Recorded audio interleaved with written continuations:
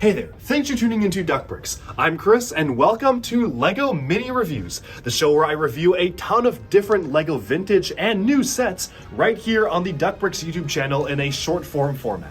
So I have a ton of Bricklink orders to get through, as well as just associated LEGO purchases, and I figured instead of making a mega video where I go through every single one that's hours long, why not break it up into separate mini reviews? And so, in addition to our normal 3 videos a week schedule, be sure to stay tuned for a mini review dropping every single day where we do not normally have a standard video releasing. I hope you enjoy, and let's jump right into our first pick. Alright, so for this I'm combining 2 different classic LEGO Island sets. This is the Brickster's Jet, which came with the hang glider piece right here. And then this is the largest LEGO Island set, which was the Island HQ. This was really the Island Extreme Sports headquarters, which they used to operate as a base of operations.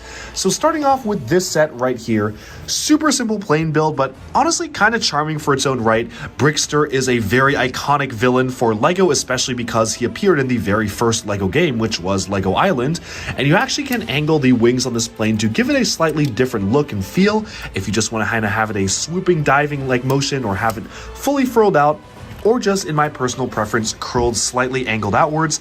There's just a lot of fun stuff that you can do with this build, which is also packed with a lot of really fun decals. You'll notice that these are all prints, no stickers were used in this, and they have some metallic finishes, like the skeleton of a fish here is just a fun thing to have, featured on the side of the tail as well as the sides of the front of the plane.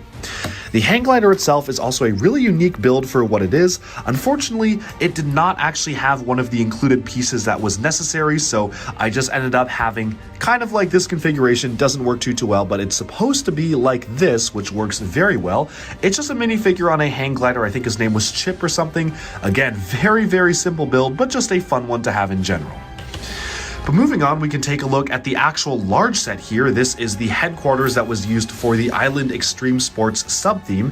One thing I like is that they actually have a lot of really fun stuff that you can do for play here. First off, you have the helicopter that can take off and go on missions and whatnot, which is in the Island Extreme Sports stunts branding right there. And of course, you have the Brickster in a go-kart featuring his bone skeleton fish logo right there. So you've got him on his race car here, and 2 of his minions who are dressed up appropriately in their outfits.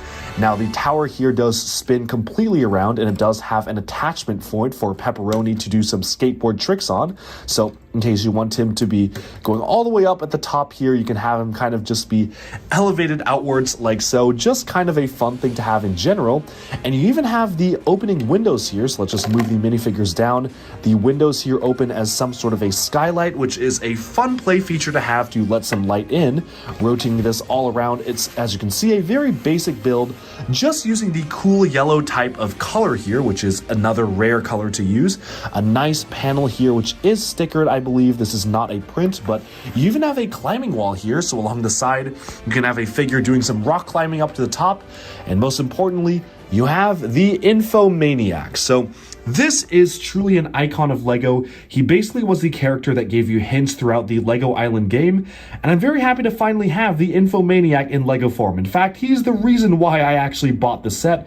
I just really wanted to have the Infomaniac as an actual physical minifigure, given how iconic he is to LEGO history.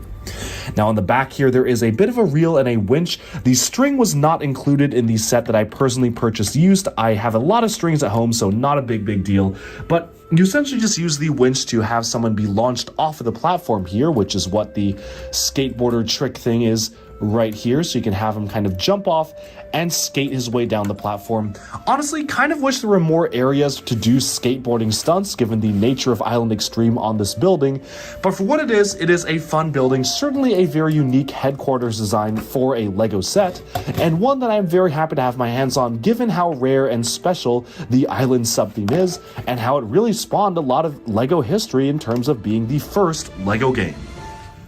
Alright, and we have summed up the LEGO Island base set. I hope you enjoyed this mini review, and let me know down in the comments below, what do you think of the LEGO Island Extreme Stunts sub-theme? It's really interesting how it kind of spun off from the LEGO Island game, which was of course very popular, but didn't really have many different LEGO sets associated it when it first launched.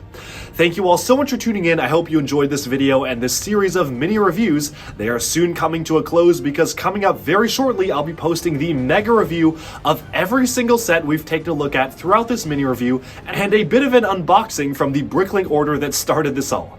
Thanks all so much for coming along with me on this journey, and let me know down in the comments below, do you like it, do you dislike it, and what do you think of the LEGO mini reviews format, and what do you want to see me review next?